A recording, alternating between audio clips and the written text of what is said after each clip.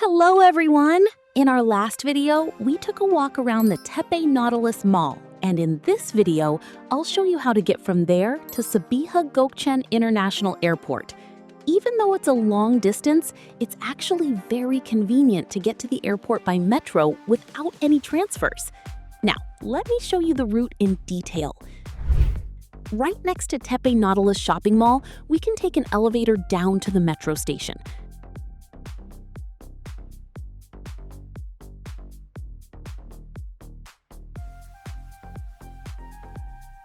This station is called Ayrılık Çeşmesi Station. From here, we need to take M4 metro line, which runs directly from Kadıköy to the airport. First, we pass through the ticket gates, and then we walk toward the platform with the direction Sabiha Gökçen.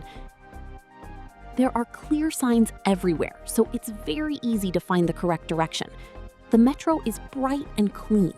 There are also small snack bars if you feel like grabbing a bite. Now, let's head down to the platform. On the platform itself, you will also see signs reading Sabiha Gökçen Havalimanı, often accompanied by a small airplane symbol. We wait for the metro train to arrive and then board the carriage. Inside the train, there's an electronic display in the middle showing the current station and the next stops. Traveling on the M4 line is probably the most predictable and comfortable way to reach the airport. From Ayrılık Çeşmesi, we need to travel 22 stations to reach Sabiha Gökçen Havalimanı station. The journey usually takes about 1 hour. When the train arrives at the final station, Sabiha Gökçen Havalimanı, there is no need to go outside. The metro station is integrated directly into the airport terminal complex. Simply follow the signs marked Airport with the airplane icon. For convenience, some sections of the corridor are equipped with moving walkways, making it much easier to walk with luggage. At the end of the corridor, we take an escalator up to the main terminal entrance hall. This area connects passengers arriving from the metro and from the airport parking areas. From here, we take another escalator up to the departures hall. We arrive at the departure area with airline check-in counters. Since we're leaving the country, we follow the signs for international departures. First, we check in at the counter of our airline. After that, we proceed to passport control. We follow the line marked Other Nationalities, which leads to the passport booths for foreign citizens. If you look at the airport map, you can clearly see our route. We first came up the escalator, arrived at the check-in counters, and then continued along this path. After passing passport control, we finally enter the duty-free area, completing our journey through Istanbul.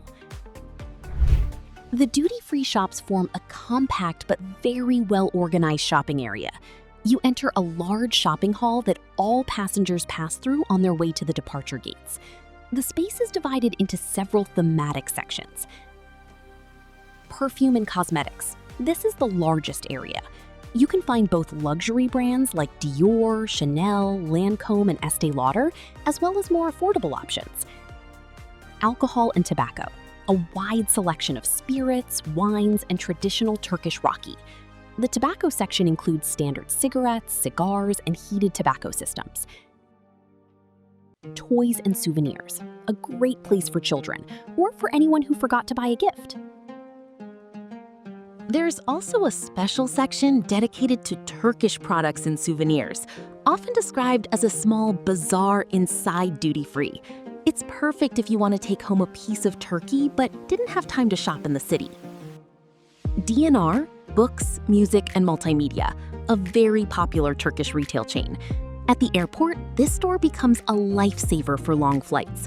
There is a wide selection of books, including international bestsellers and a large manga section. However, keep in mind that most books are in Turkish. Electronics section, featuring well-known global brands. Sweet section, a classic duty-free area filled with international confectionery brands and gift boxes.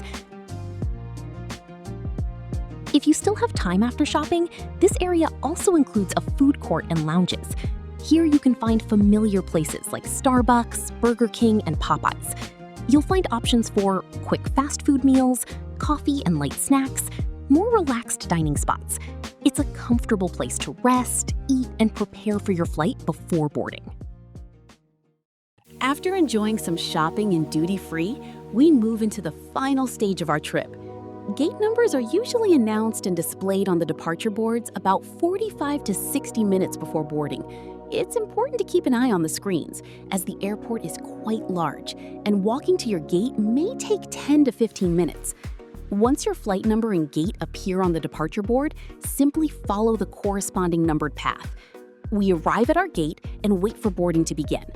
There are usually two types of boarding, via a jet bridge or by a shuttle bus. In our case, we take the airport bus, which brings us directly to the aircraft. We board the plane and listen to the safety briefing. Soon after, the aircraft begins to slowly move away from the gate. The engines start to build power, you feel yourself gently pressed into the seat, and within moments, the plane lifts off the ground.